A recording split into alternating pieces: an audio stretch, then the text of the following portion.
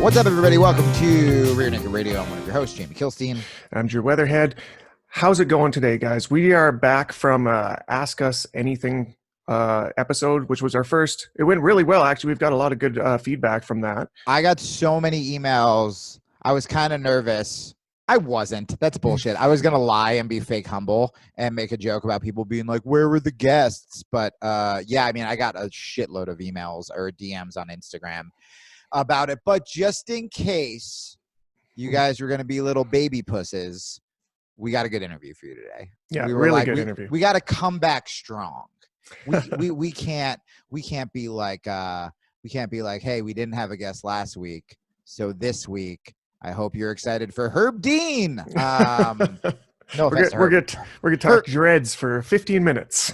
Herb's great. Did I ever tell you I took an airport bus in Amsterdam with Herb Dean and like some Please lady. Tell me that story. There's no story. I was just like, the story is you thought it was Herb Dean, but it's just some guy with dreads. Like, ooh. Yeah. The story is I'm racist, and I'm like, hey, Herb Dean. He's like, ugh.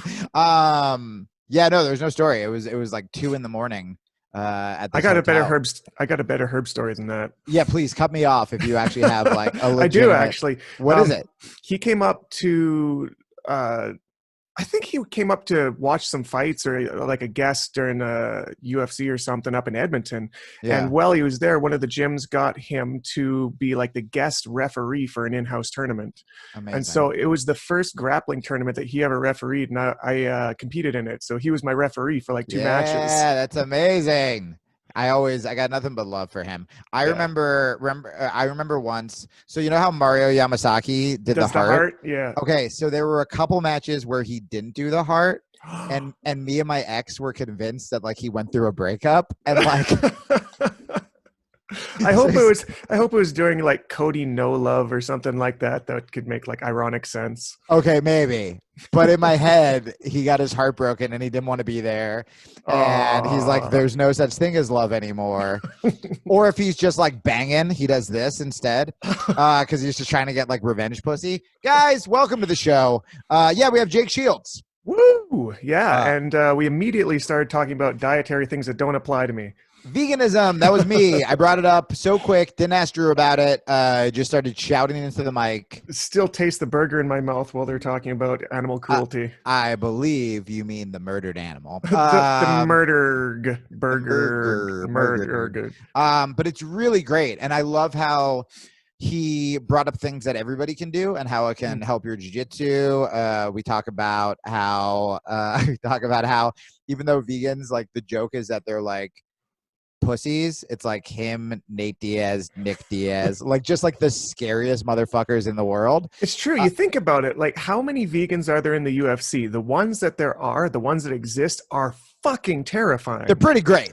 They're pretty good. Yeah, but he's not preachy about it. It's really interesting. And I'll tell you, my cardio, I rolled with my buddy. I'm down like I've only been vegan again for like 2 months, and I'm down like 15 pounds of straight up fat, and my cardio is just massacring people already. And I've been injured, so like my cardio is actually not even where it should be. Yeah, exactly. So you've been saying from your own experience that when you're on animal product that you felt a strength gain, but when you're on vegetable protein, you feel like there's a cardio gain. Is that the fact? Feel like cardio and recovery for when I'm vegan, but I also, when I was vegan, I didn't lift weights and I wasn't a healthy vegan. So I'm going to try to lift. You gonna change the game? Twice a week. Yeah. I'm going to try to game changer. Oh, I see what's happening. Yeah. I missed it the first time and then. I'm going to change the game. Actually, it was a bit. Yeah. I saw the look in your eyes and that's when I paused and I was like, God he's doing something. He's doing something shifty. So it was a great interview. I laughed so hard at his girlfriend advice.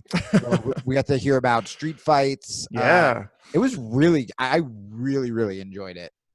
Yeah. Well, fuck. I mean, here's the thing with Jake is it's kind of weird when I'm looking at him and talking to him because he's such a nice, like cute, attractive looking guy. He's like fresh cut and like we're just trying to keep the gay thing going on the show. And you're just like, this is hard to interview because I want to fuck him. Just so bad. But at the same time, I got to remember how crazy good a fighter he is. But then there's times during the interview when he starts bringing up like those jump fights against Mayhem Miller, and like, I just got to team up with his homies and fighting Gilbert Melendez. I'm like, dude, oh shit, yeah. He's a baby-faced vegan. I mean, that's why I brought up all that street shit, because it's really cool when you can, my little brother's like this. Okay. My little brother has cauliflower ears that would make Dan Henderson's like run away out of fear in this world cauliflower ears fight. And he's smaller than me. He's like 135. I mean, his ears are like the only part of him that look muscular. He's pescatarian, I think. All my brothers are like pescatarian, so like pretty much vegan, but they eat fish. And what did animals do to your family? Well, my parents died in a house fire that was started by a cow. Did I not tell you that? So we've never tried to piss off the cows again. Yeah. Oh, I'm only vegan not because I feel compassion. I'm plotting my revenge against the species as a whole. I just don't want to piss them off again because I've seen what they could do when you, as he called it, ignite my cow rage. I'll remember that he whispered it in my ear. I was sleeping. I was 4 years old. Really fucked up.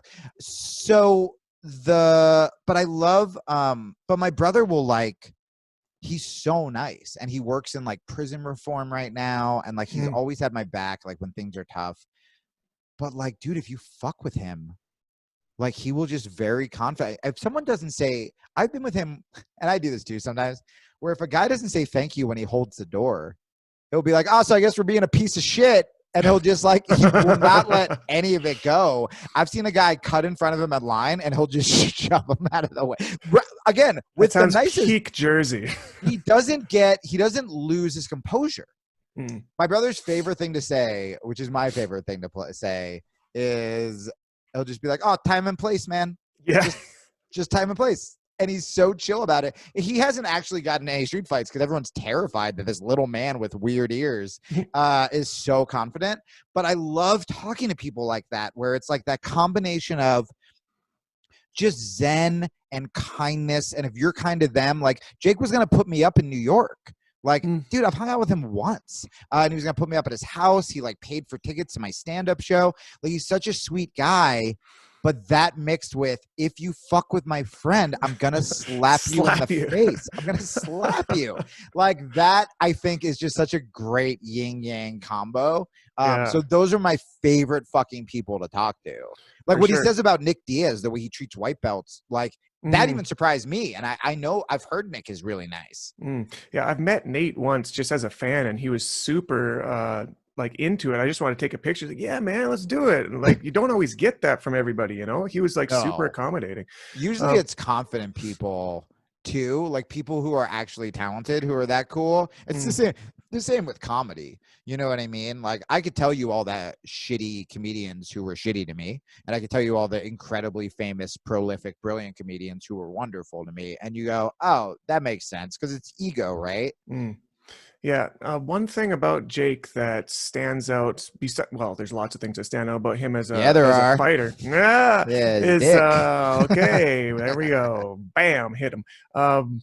He's like super America, hey? Like, I feel like he could be the stunt double for Captain America in any Marvel movie. Yeah. Yeah. You know, we should get on him is some American-made apparel. Oh, like a cape. That, well, I mean, you can wrap like an American flag with like the stars and stripes. Wasn't what I was. George Washington costume. Like, get one of those old masks. I'm George Washington, and he could do that. Not exactly where I was going. American-made apparel and blackface to represent Barack Obama. Training gear. No. Not blackface. Not blackface. Not blackface. To represent. All over your gi. Right. Dude, I have. There's one reason in Drew's mind not to wear blackface. It is. Gets all over your gi.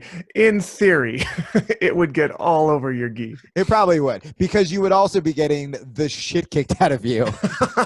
rightfully, by the way. Your blood would also get all over your gi. It's just a mix of black paint and blood, which doesn't make the most pristine gis that we've ever worn. Which are made by Origin.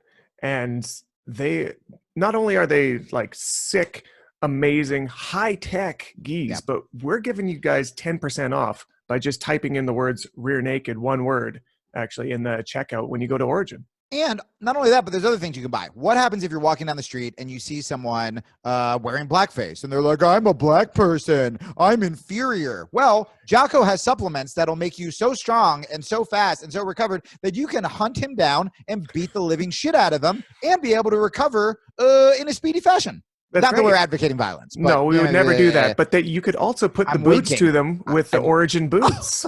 Very good, Drew. You could put your boot in his stupid racist face. And again, if you're not watching on YouTube, if you're listening on iTunes, please know that I was emphatically winking at the camera when I was saying, don't fight that guy. Wink. Wink, wink, wink. So go to originmain.com, guys. They're a great company. They were one of the first supporters of this show. And so you're helping out the show. You're getting an amazing product. You're getting a fucking deal. Yeah. There's no reason not to do it. Originmain.com. Use promo code REAR NAKED. One word. All right, let's go talk to Jake. All right. Jake Shields, everybody.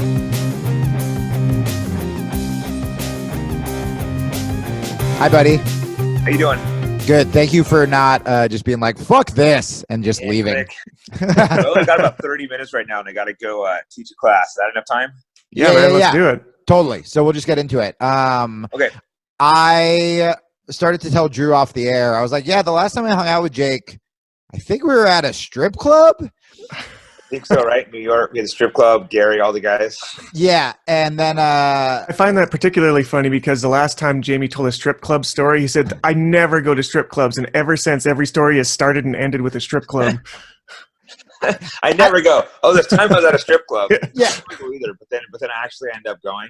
I never go. Then you're like, oh yeah, this time I went. Yeah. I own stock in a small strip club outside of the Phoenix area. Probably a good investment. Yeah. You can't go wrong. I don't think strip clubs can fail. It's just like, do you have tits? You're gonna be fine.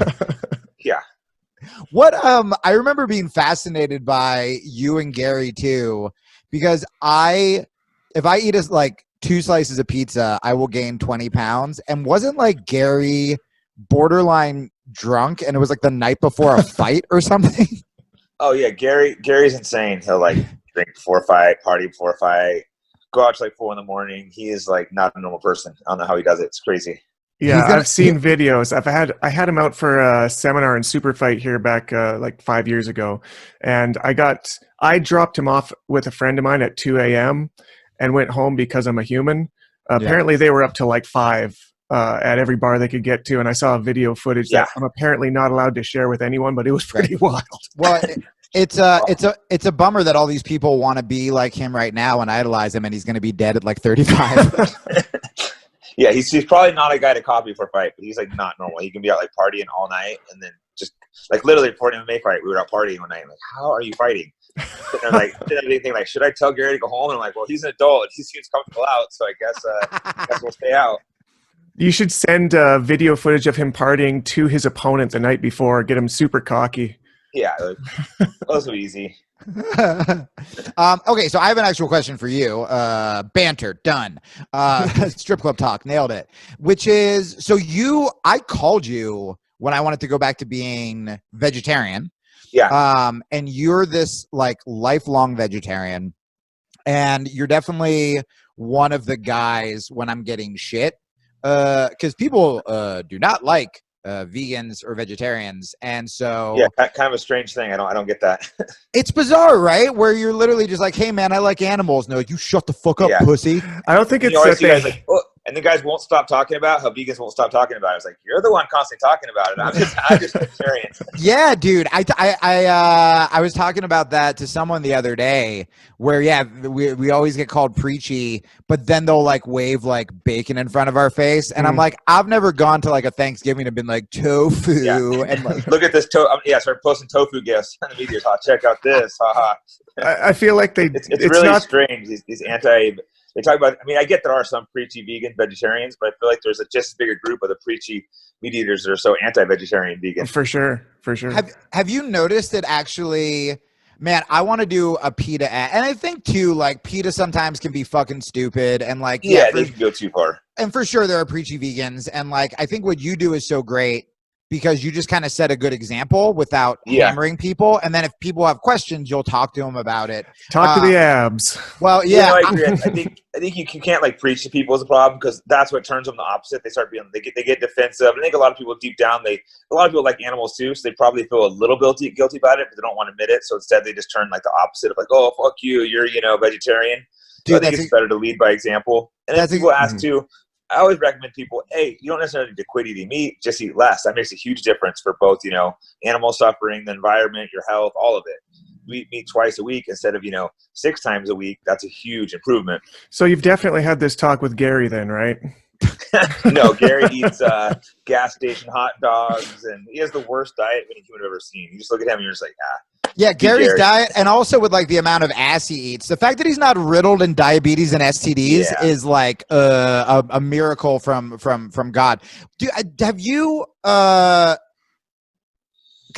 I all I want to do is make a fucking animal rights commercial with like you and the Diaz brothers, but not just clips of you, like you of like when you like fucking like slapped AJ, or you like just like the fucking alpha clips, Mounting and then it just Henderson punch him in the face, and you have like Nick and Nate like choking people out. That could be pretty good.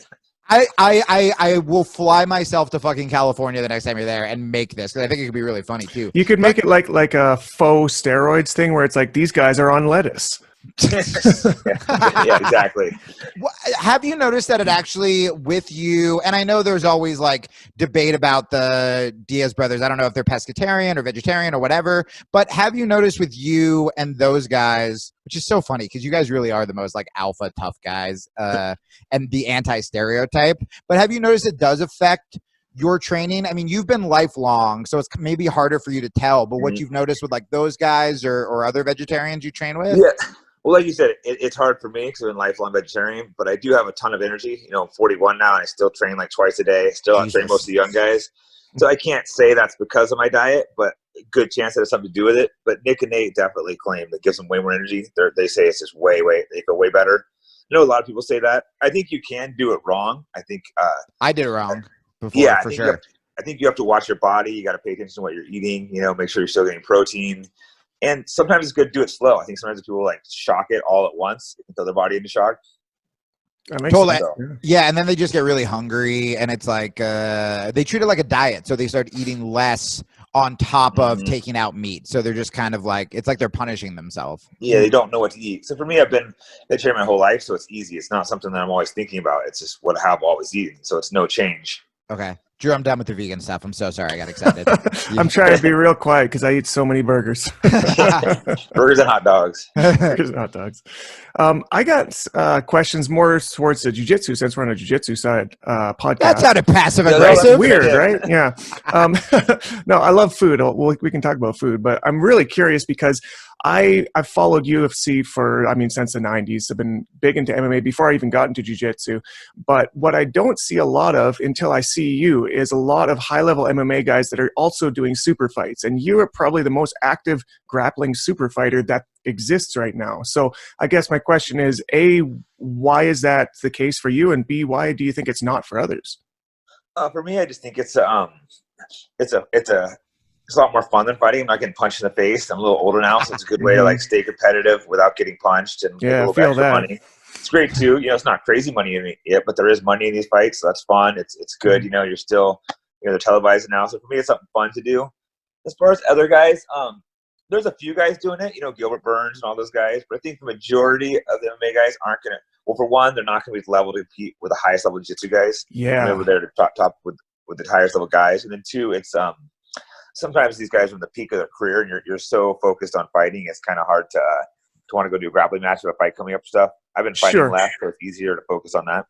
Well, yeah, no, I totally get that. If you're in like MMA mode, you probably shouldn't be taking super fights where you might, for instance, get your knee torn.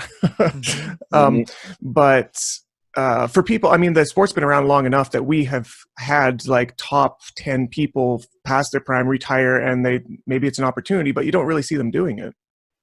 Yeah, you see, I mean, Chael Sonnen's bringing a lot of guys in, but that's, but he's doing a lot of MMA guys versus MMA guys, which is kind of cool. Yeah. But it is tough for a lot of these guys who focus their whole career in MMA and then to go compete against someone that's only done jiu-jitsu. It's going to be tough for most of them. So you can't really blame them. Yeah. Yeah. I think that the MMA show that they'd had that quintet show with all MMA guys. So a little bit of it. That was dope. Yeah. I think also MMA guys are just getting paid good. So sometimes it takes a little more money to get these guys to want to go do grappling. Me, I obviously want to get paid, but I enjoy grappling too. Yeah, that's fair. I got a question, actually. You're talking about teaching a class in a little bit. How often are you teaching these days? Right now I'm teaching over at Gil Melinda's gym, El Nino Sports, like 3 days a week.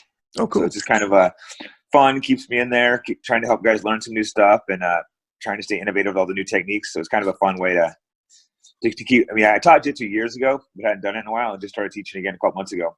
Dude, nice. I got to tell you, I went out there and crashed with Danny Marks. I don't think I met you there. I met Gilbert. I trained with Leslie Smith a lot. And then Danny just has these fucking crazy stories about you guys and Nick and Nate. And I think when I was out there, because that's when I was going out with Robin Williams, and he lived out by there. And there was part of me, I was like 35 and not competing at all.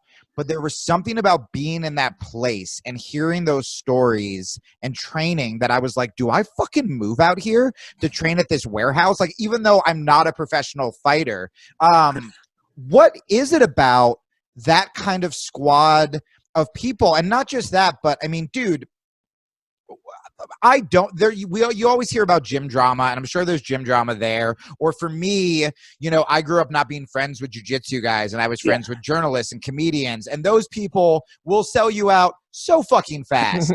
And you just found this group of people that if someone talks shit, you're like, well, I guess we all die today, and then fucking go for it. Like, what is it with that connection? What's different about that group of people?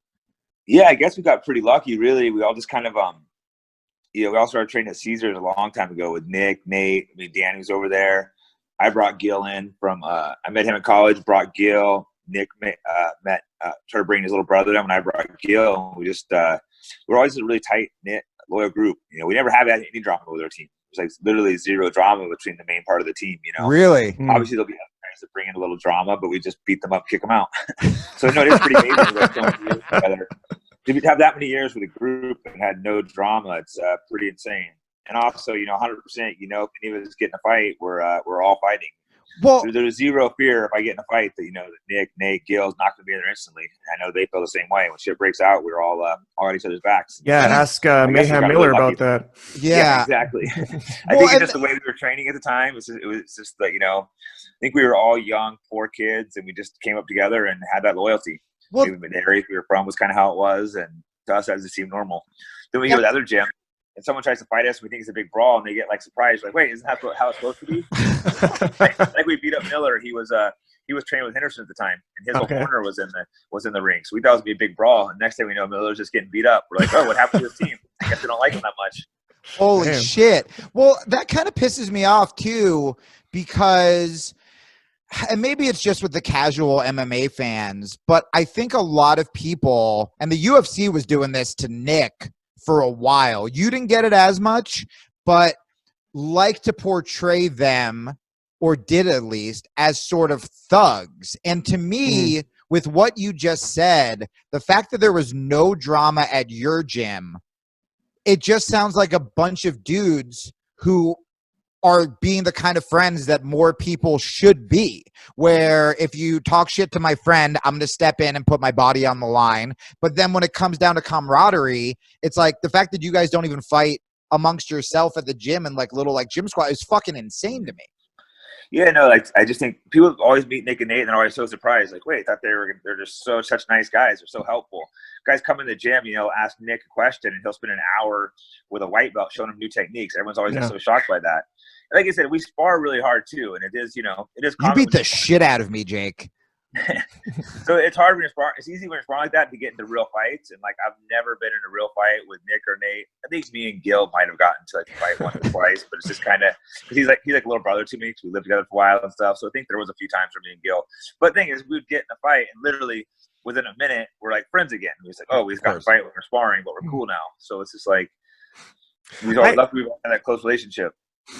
I made a connection while you have been talking about all these different people that I don't think I had made before. Now, you and AJ Agazarm had a heated fight over in Polaris with some words at the end, which I think I made a meme of. It was amazing. But nowadays you see AJ's hanging around a lot with the Diaz brothers. So do you guys like find yourself in the same group now? Yeah, it was a little weird. When I first saw AJ, I'm like, oh, I might have to smack this guy. I saw him up in Stockton. I think most people have that. I saw him in Stockton, and I'm like, well, no one's gonna protect him up here if he starts getting mouthy. But then luckily he was cool. He's just kind of like, oh, we're cool. And I'm like, all right, you're friends with Nick. Nick's one of my best friends, so I'll drop it. The thing with Stockton, though, me and AJ had gotten in a fight. They just would have thrown us in the cage and let us fight. Yeah. By the way, I want that to be the new logo for Stockton. Stockton, no one's going to protect you up here. Well, I mean, it's a different place. It's not like, it's not the kind of place you can talk shit and then if people are going to run and pull you apart and break it up. Two dudes start talking shit in the gym there. It's like, okay, you guys want to fight? Go hop in the cage. Okay, so I have a question about that. And before, I also want to ask you later about hard sparring. But there's something so cathartic. And again, I know you've been so nice to me. We met because you came to one of my stand-up shows. And I was like, I'm such a fan of yours. And then we became friends. And like you're saying, Nick and Nate are the nicest. I only met Gilbert for a little bit. Danny's so nice. But I also love, it is so cathartic to see a group of people who will fucking smack someone who's talking shit.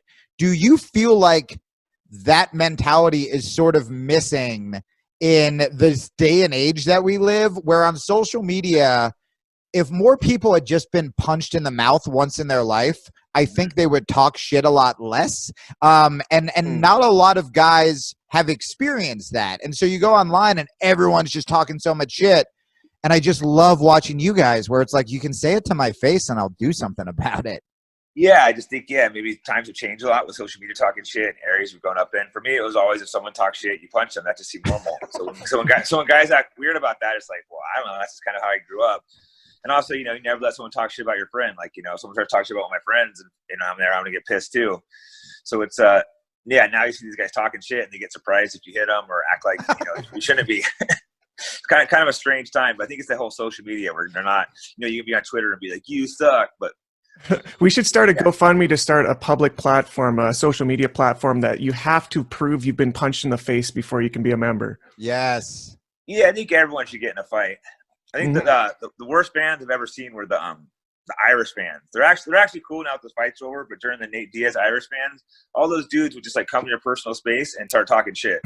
That's the only time where I ended up like slapping two fans because they just kept coming to my face and be like, "Oh, your boy Nate's gonna," like I literally had a dude like come up an elevator and go, "Your boy's gonna ass," and he comes over and tries to take a picture with me. It's like, no, you're not gonna talk shit about my friend and try to get a picture with me. Get the fuck out of here. I love that slapping is your move. It's a good, you're not gonna hurt a guy, but you just kind of punk him that way.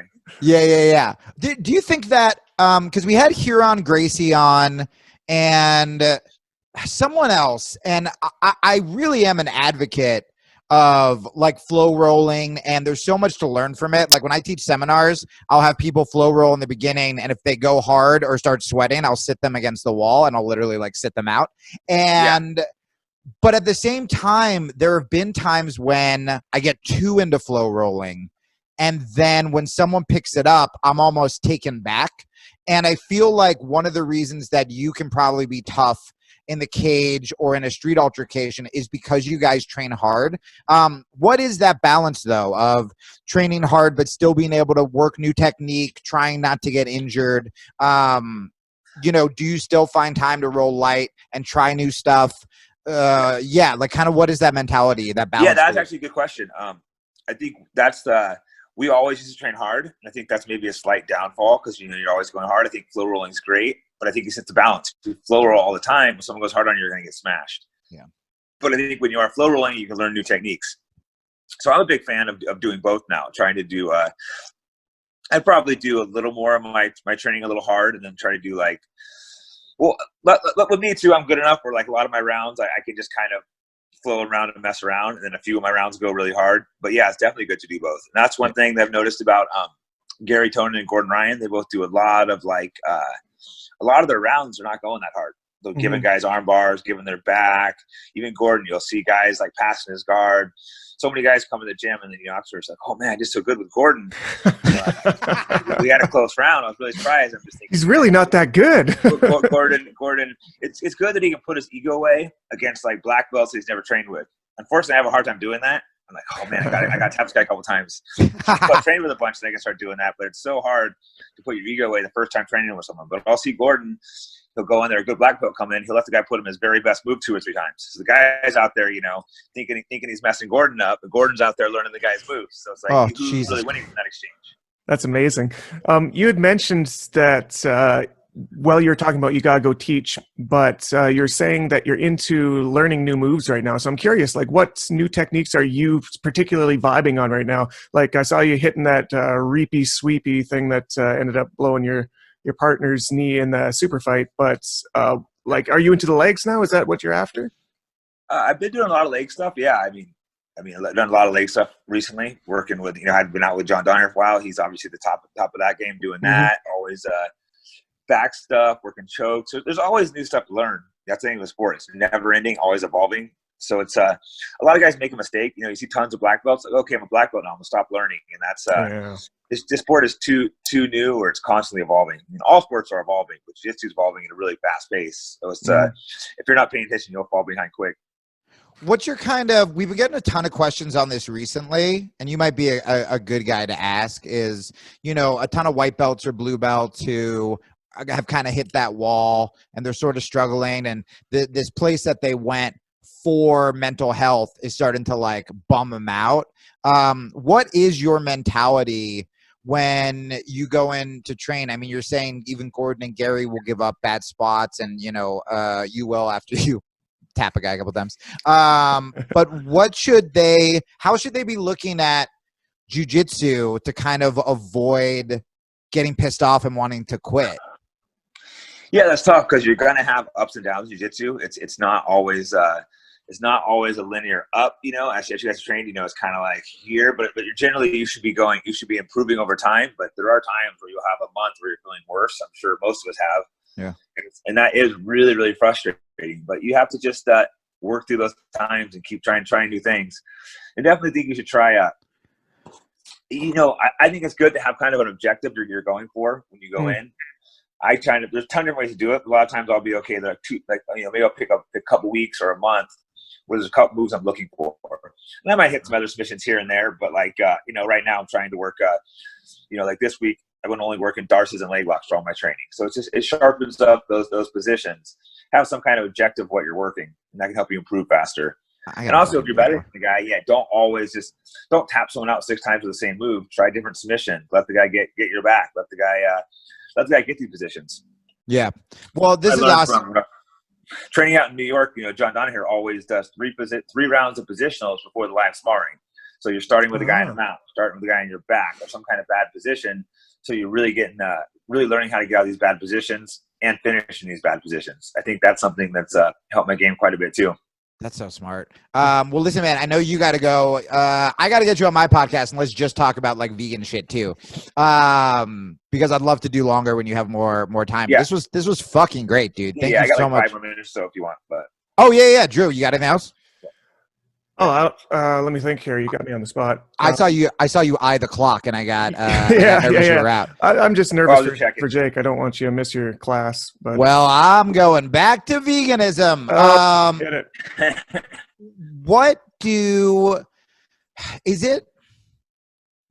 Is it tough for you? So like you were talking about Jesus, I didn't even know you're 42 or 41. 41. That's fucking insane. Yeah. So you just came off of a loss. And like a week or two ago, and I mean, you looked good. You've been looking awesome. When you do come off a loss, knowing that you're always going to go down as one of the best jiu-jitsu guys. And you made it so far in MMA and you're fucking 41. Is there part of you that is just like, I don't need to do this. I'm very famous and well known. What is it that does keep that competitive edge? Because I think a lot of softer people would just be like, I've done enough. Peace out.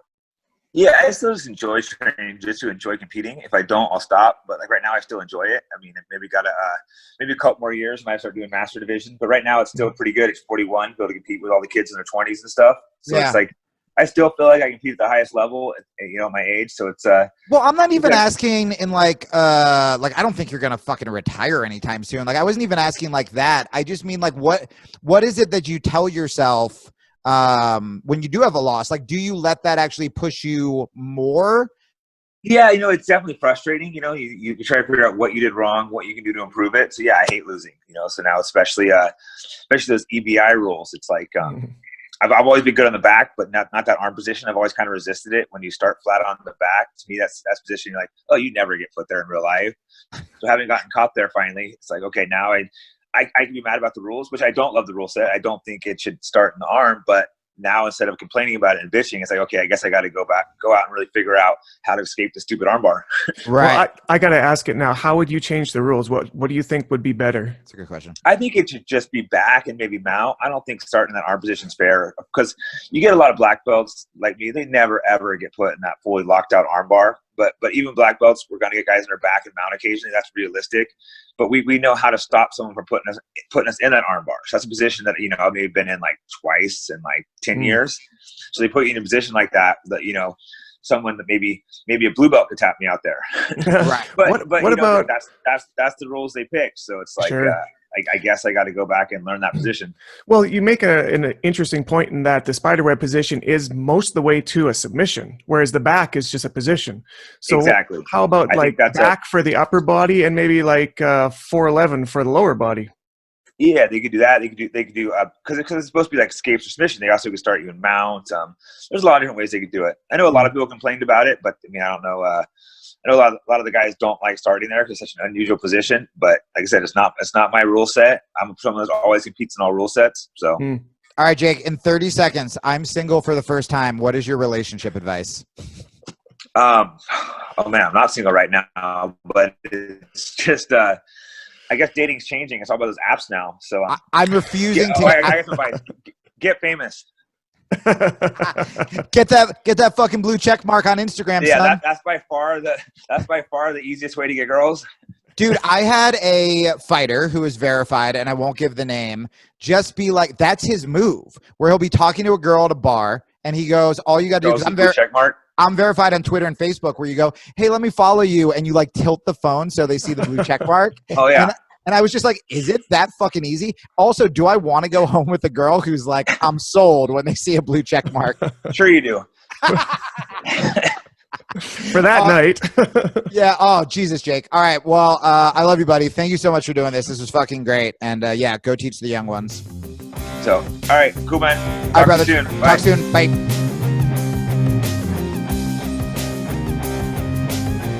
That was so fucking fun. I've never whored out my own podcast, but it was because I knew he only had a half an hour, and I was just like, I could talk to this guy forever. Why? We could just do a part 2. We could. Yeah, I felt like probably overly worried about his time, more than he was apparently at the end, where he's like, dudes, we got 5 more minutes. Oh, could you tell, by the way, I did not have a question. I was completely lying. I couldn't even think of another vegan question. So it was just me going, and in my head, I'm thinking. And then I came up with, well, before you go, you lost last week. And then I was like, But he gave you know what fighters love talking about more than winning? Fucking shit. But we got that EBI shit out of it, which I thought was really interesting. Yeah, that was actually a really good take. I'd never considered the spider web as like a more unfair advantage than the back. Yeah, well, next time we talk to Eddie Bravo while he's circling his child's school in a car, we can ask him about it. Hey, when we're going to see him next, though, is April 3rd down in Miami. Ooh, Drew and I making our commentary debut. And I will be making my blackface debut. I was trying to I was floating the idea earlier on to see how people reacted. Florida seems like the place. Yeah, Miami will be fine. My stage name will be Jive McJazz Hands, and it'll be fine. No, it's fine, guys. Everyone shut up. And yeah, we're making our commentary debut. We'll be on Flow Grappling, which is very excited. I've never been able to afford Flow Grappling, so it'll be neat to be on the other side. This is the most around the box way of getting on Flow. I know. They can't, and also they can't hear this episode, or else it's over. Yeah. So I'm very excited, and it's just going to be. There are not many. I shouldn't say this because I have a jiu-jitsu podcast. I haven't paid for a ton of jiu-jitsu events. I'm also just fucking busy, and I'm usually not around. But this is one that I would legitimately pay for. One, because of who's on the card. I also love the team fighting. I love the 10 Planet guys. They're going against Cyborgs guys. But it's also the guys running it do so much for CBD and marijuana reform, and they're just really good dudes. I've talked to one of them about mental health a lot, and they're just fucking great. And so to be a part of this event that I would be a fan of otherwise is fucking dope. And then I get to do commentary with my best friend. Yeah, it's going to be fun times. Yeah. Miami. Did you get weird because I called you my best friend and affection? No, it was weird that you called me one of your best friends. Who are I you said my best friend this time. Oh, did you? I said my best friend. Yeah, I did. Okay. I love that in your self-hating brain you added that. I had to break up with a girl. No, we don't need to talk about that. There was a guy, speaking of self-hating. I don't know if he was trying to be funny, but he was at jiu-jitsu and he asked somebody, he goes, how would I defend like an unwanted hug? And I was just like, learn to love yourself is what you would do. Go to therapy and find out why affection scares you. Oh, that's so funny, because we were just going over bear hug defense the other day for some of these blue belts that are doing their test. I should preface that as, instead of like bear hug escape, it's unwanted hug escape. Yeah, just like learn to love yourself, dude, and know that you deserve affection and love and kindness, and that, you know, sometimes the world's a scary place, but that doesn't mean that like you don't deserve love. This is definitely not where Helio took it. He learned how to destroy people trying to love him, and or anyone who hugged them would suddenly be pregnant. That was a callback to last episode. I gotta stop making those fucking Helio fucking jokes. So guys, Jake brought up Stockton, and I actually I think I blacked this out, but I was in Stockton recently. Oh, really? I was in Stockton, and it was night. And how often is it night in Stockton? I feel like a lot. 24 hours a day. Yeah. If you don't know that about Stockton, it is night, 24 hours, and almost like he's an employee on call. There's a howling wolf. So when you go outside, it could be 11 a.m. It's night.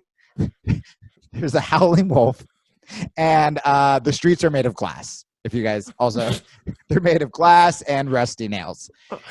And I called an Uber, and I saw the Uber in the distance. It immediately ran over the glass, got a flat tire, and a wolf jumped in to its car. And he was eaten by wolves. This was a believable story until you told me that the Uber, like, it even showed up.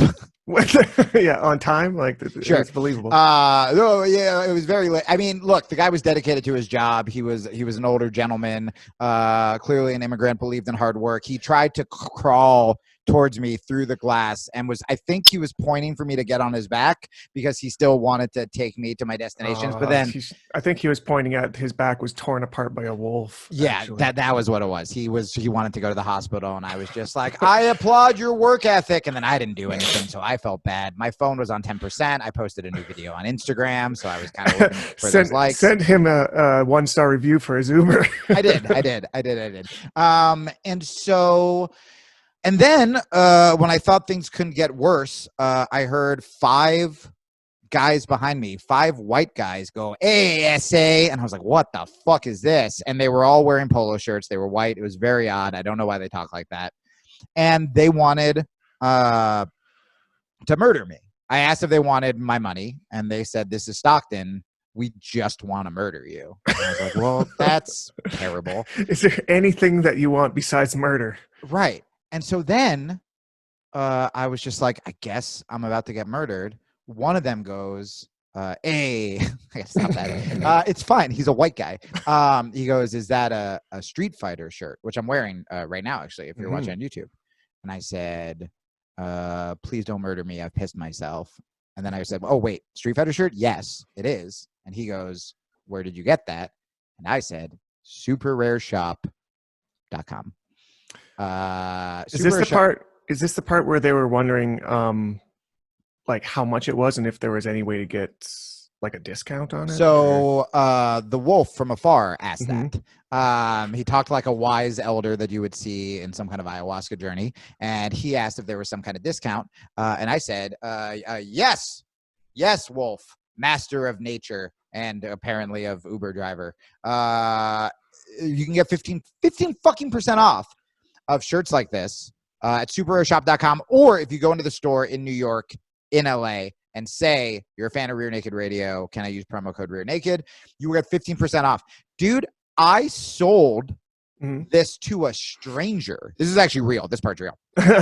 Wait. Which part from the last story wasn't real?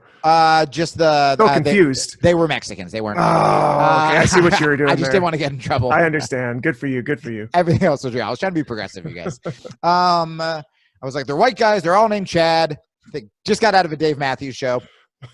And they say SA for no reason. No, they say it says they're racist. So I was at Whole Foods and there's this like dope black manager guy who we've never had a real conversation, but will always just be like, what's up, man? I'm like, fist bump. Like, he's just a cool guy. Yeah. And he finally, conversation broke the ice and was just like, where did you get that shirt? And I was wearing the Street Fighter shirt. Nice. And I told him about it and I was like, I don't want to whore myself. In Tucson, I kind of keep like a low profile. And but I'm like, oh, I do this jujitsu thing and they're like a sponsor. And then we just started talking about it. Dude, I've never had sponsors that I support so much that I would tell people outside, but I started describing, I was like, they have a Notorious B.I.G. shirt, but it's Muhammad Ali and they have a Bruce Lee line. And he's like, can you hold on? He went to get his fucking notebook and like wrote it down. And then he was like, yeah, plus I want to like support you. Cause I live in like, I don't live in fucking gross LA anymore. Yeah. So like everyone's being a community. So yeah. So like, that's how dope this shit is. Literally strangers will stop me. I wore this pink like skater jiu-jitsu shirt I got from the shop in LA on stage once. And this chick came up to me after the show and was like asking about it. So I'm just saying, if you want hot chicks, if you don't want to get attacked by wolves and racist white guys in Stockton, go to superareshop.com. Use promo code Rear Naked, 15% off. Supporting our boys over there. And shout out to our fans too that are also already using the code. I had at least one person who was having troubles with the code and refused to buy something until he could prove that he was supporting us with it. So we talked to SUPERARE, got the code fixed. Great. And then he made his sale. It's like, I wanted the shirt. I wanted what I was buying already, but I want to support. We're talking about community, right? Like he wanted to do it partly because he wanted to support us. That's a perfect description of our fans, where it's like they're so nice and so supportive, but also we're all a little difficult. That's amazing. That's fucking great. Yeah, I had a bunch of people who wrote me and they'll like send me like screenshots of their receipt. Did I tell you one of my people, I didn't post it because it has like their info, but they listen to the other podcast too. Jess and Cody, and Cody's actually a great jiu-jitsu guy. He fought at that 10 Planet Quintet event and got a gnarly submission. And they sent me their receipt for Origin Gis, and in the memo when they ordered it, they wrote, please keep sponsoring Rear Naked Radio. And I was just like, yes. Fuck yes, that's so amazing. And that's the kind of community we want. I have been answering all of my DMs about mental health. I've been leaving people voice memos. We probably have a lot of new listeners from 10th Planet New York City. I'm like helping one of them like get into stand up, and I was talking to another one about mental health this week. And so I'm really fucking busy. Like my thumb hurts from texting. Like I literally had to ice it today and stop. That was one of the reasons I was like, I have to stop talking to this girl I'm talking to. Plus you need to get on that. You need to get on that voice to text thing. It's the best. And so I've been leaving people these messages, and and then them in return, they're telling people about the show. They're going to our sponsors. So it's like, I like how we're all supporting each other. Like they're supporting us, we're supporting them. It's not like this like gross kind of hierarchy, you know? You know like, what it's not like? It's What's that? definitely not like the IBJJF. Oh yeah, fuck! I forgot we have to talk about that. All right, so Hey, this is all you, buddy. Yeah, we're gonna get into another one of these rants. I really like the one that Jamie did last time, Gi versus no Gi. But Jamie, tell me to talk about the IBJJF. Okay, great. Let me just. Do I have any like motivation or like inspiration? Is there like a certain? Your dog just died. Your truck broke down, and you found out that the IBJJF was involved. Okay. It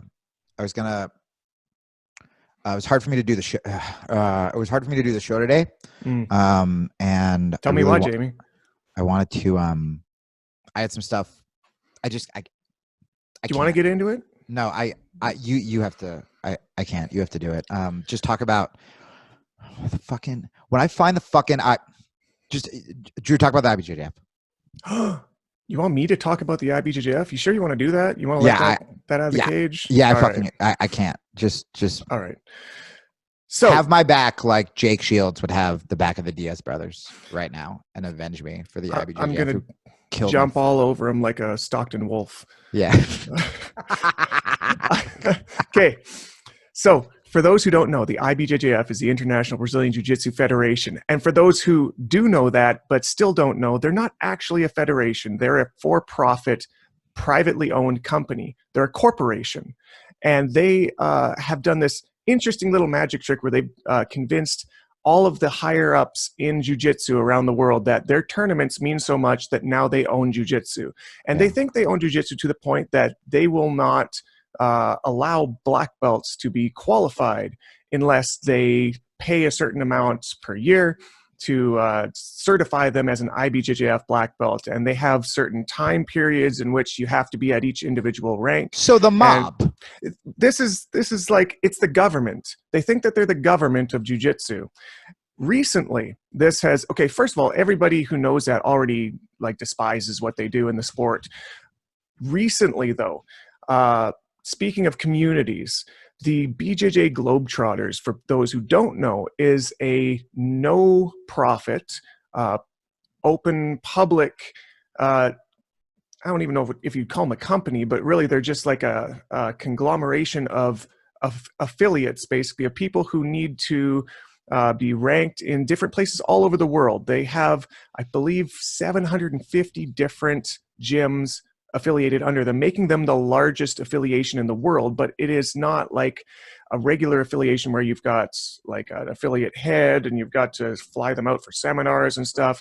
What they do is they run camps around the world that you can go out and train at their camps. Oh, I've seen ads for them. They look fucking really cool. It's amazing.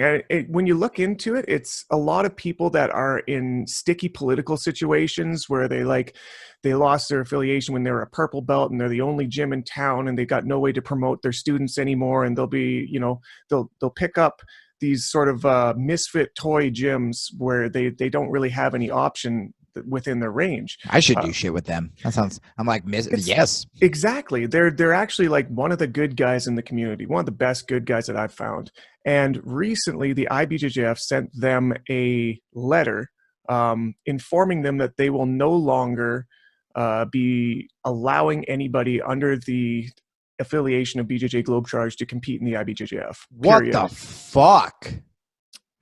Because they cited that there's too many people, too many complaints of people getting belts without black belt oversight. And I'm thinking, every affiliation out there does that.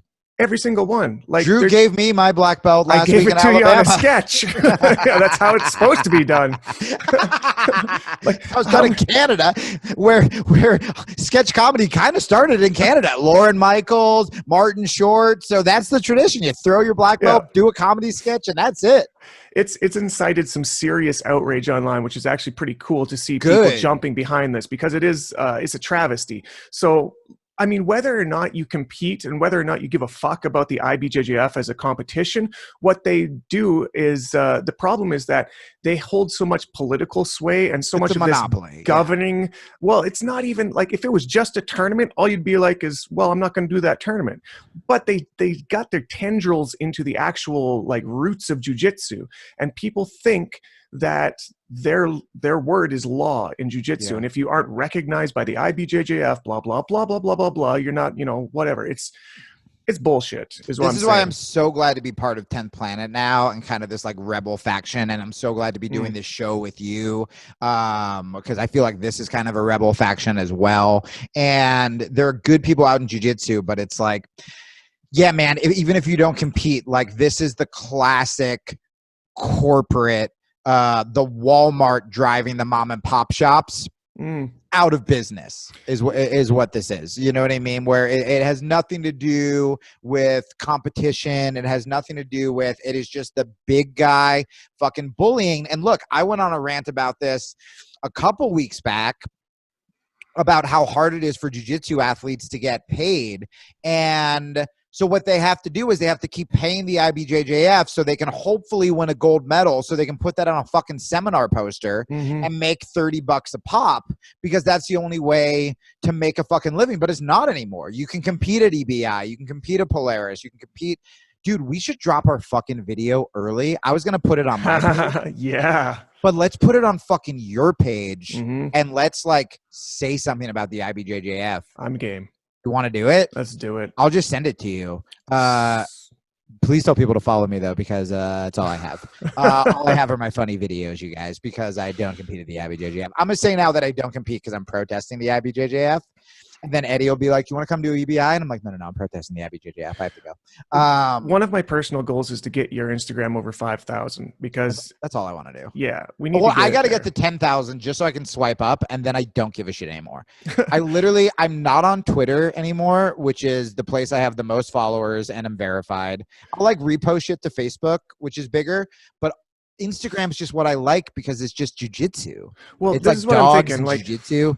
It's like baby steps right now. All we need, I think you're like just over 1,000 away from 5,000, which really shouldn't be that hard because we have more than that just listening to this podcast. So if you guys don't already follow the Jamie Kilstein on Instagram, just go do that and we can nail that goal like today. Yeah, that would be dope. Thank you, buddy. That would be great. I'm like, these 2 sketches we have left are so fucking funny. We have a guard pulling for the street. And then we have how to get paid in jiu-jitsu. And yeah, I was going to post them both on mine, but dude, we should just post it on fucking yours. And this is the time. Yeah. I wasn't expecting this Globetrotter thing to happen. It's kind of like, this is the waves. All right. Yeah. We'll talk about it after air. All right. We got shit to stir, you guys. So as we stir the shit, and look, we're doing it for you guys. When we do this, if Drew and I we're good at business, we would kiss everybody's ass and try to get on every event. And like, I don't give a fuck. If someone's being an asshole, we'll say it. And it's because we care about you guys and we want jiu-jitsu to be the best fucking community in the world so that it's our safe haven from the rest of the world when the rest of the world sucks. And so when there are fucking assholes or thieves in jiu-jitsu, we got to clear that shit out. Stockton style, motherfucker. Stockton Wolf style. And we're going to gnaw on their back until they fucking give in. So, yeah, we're going to go stir some shit. That's one of the reasons you guys listen to the show. You guys spread the word about the show. If you can give it 5 stars on iTunes, I don't think we've told people to really do that. That really helps. Like, we don't have a Patreon. We're not asking you guys for money. We're just asking you if you want dope shit, support our sponsors. But what you can do, what our little jiu-jitsu army can do is spread the word. Shows like this, shows that aren't mainstream, shows that are a little outside the box are my favorite shows, but they rely on word of mouth. And so like, yeah, rating it 5 stars on iTunes, giving a review, helping out our sponsors, posting your favorite lines or clips on Instagram, and then we'll restory all of them. That's the shit that's gonna get us blowing the fuck up, which we're already on our way to do. Little secret, anybody who ends up in my request DMs because they posted something on their stories tagging us about the podcast always gets reshared. Always. Anything about the show, same with me. Like, I don't even like reshare a lot of my stand-up shit, and I do for the show. This is my passion. It's what we love. So keep spreading the word, and then we'll be back next week. If you guys are probably all following Jake Shields, I love that we have the one show where we don't have to be like, go follow our guests, because they already do. Yeah. But yeah, thank you again to Jake Shields. He's such a fucking good dude. And that's it. Reverse Kimura series still out. That's right. You got a fucking killer review that you were posting about. I still got the Jamie Kilstein podcast. More people are still coming over from us, which is great. I got a new $10 on my Patreon from Anthony Louie, who's a fucking sick purple belt leg locker. He's so good out in Tucson. And so keep supporting our shit, and we'll keep putting that out.